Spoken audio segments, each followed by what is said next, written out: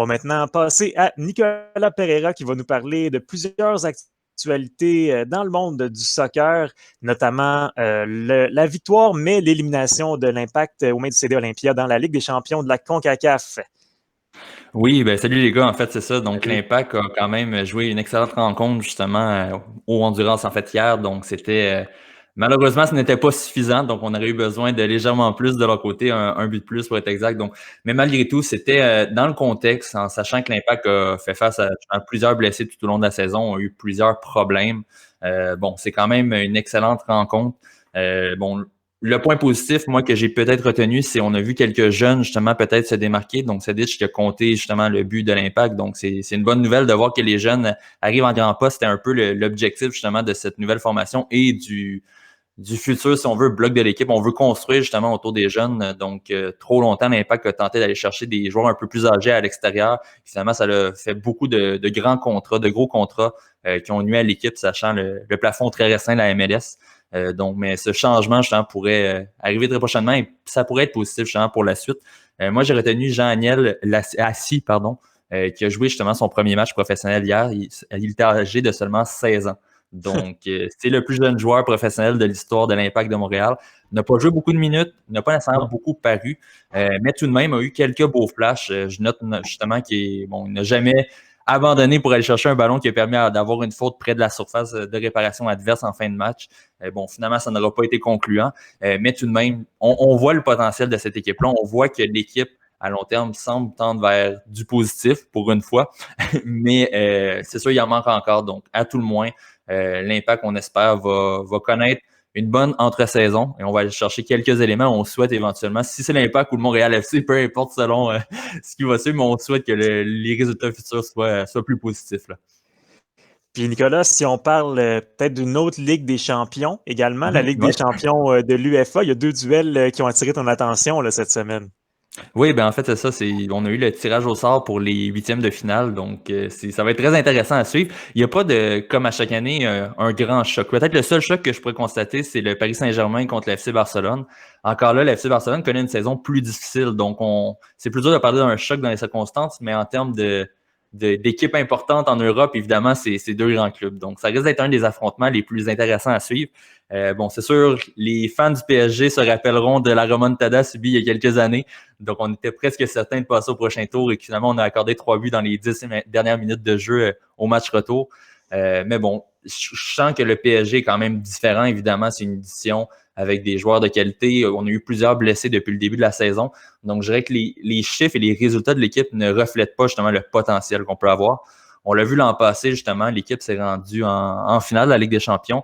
Et bon, sans dire que ça a été un excellent parcours de leur part parce qu'on a affronté des équipes peut-être un peu plus faibles, mais on le voyait que cette équipe a du talent et a le potentiel de justement se rendre plus loin. Donc, j'ai l'impression qu'en vertu de tout ce qui se passe cette année et notamment de la saga Messi au FC Barcelone, on se doute que le PSG pourrait être le favori pour passer. Mais jusqu'à maintenant, dans les confrontations entre les deux équipes, le FC Barcelone a un avantage. Donc, j'ai bien hâte de voir la suite pour ce duel-là, mais ça risque d'être très intéressant à suivre, surtout qu'on la plupart des Parisiens vont avoir en tête les souvenirs de la dernière remontada, là, justement. Malheureusement, oui. De douloureux souvenirs que tu ramènes, Nick. Oui, évidemment, en fait, qu'est-ce qui va être intéressant à suivre, c'est peut-être, je veux pas, si exemple il y a une élimination, c'est peut-être les derniers matchs européens de Messi avec le FC Barcelone. Donc ça aussi, ça va être intéressant à suivre, surtout qu'on va avoir une certaine confrontation entre Lionel Messi et celui qui était censé être son successeur justement au FC Barcelone, Neymar, qui finalement est parti au PSG. Mais ça va être un beau duel à distance entre les deux aussi lors de ces deux matchs-là. Et sinon, l'autre affrontement qui retient mon attention, peut-être moins des grandes figures auxquelles on est habitué, mais c'est Chelsea contre l'Atlético Madrid.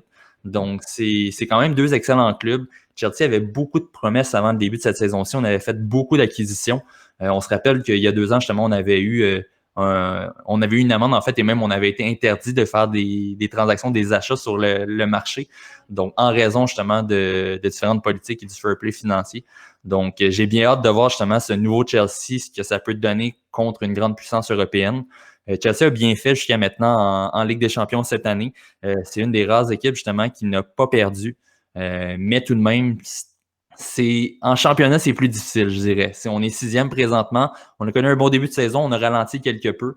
Mais là, il est vraiment en temps que des joueurs comme Timo Werner ou même Kai Havertz qui on a besoin justement de leur côté plus de production. C'est des joueurs offensifs qu'on a appelés justement pour joindre l'équipe et améliorer l'équipe dans cette phase-là, mais présentement, les résultats n'y sont pas.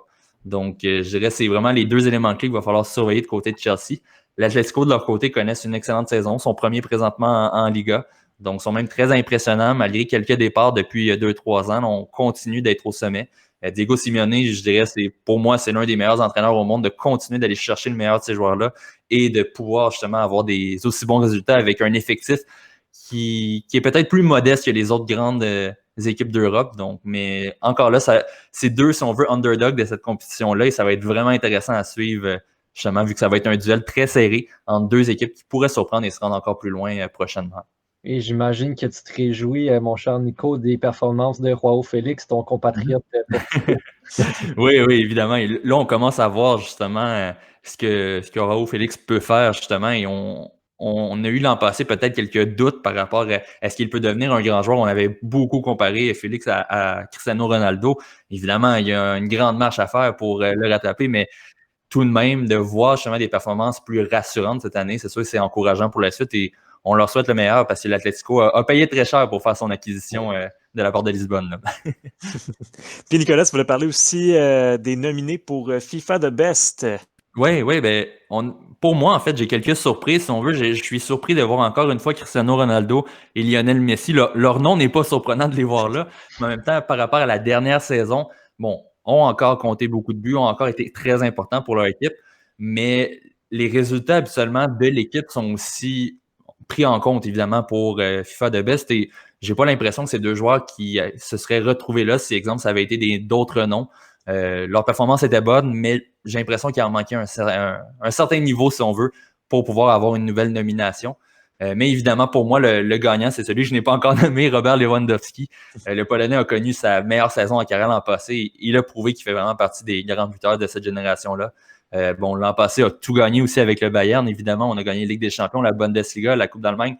C'était vraiment une saison exceptionnelle et il a encore atteint des nouveaux records, des nouveaux sommets.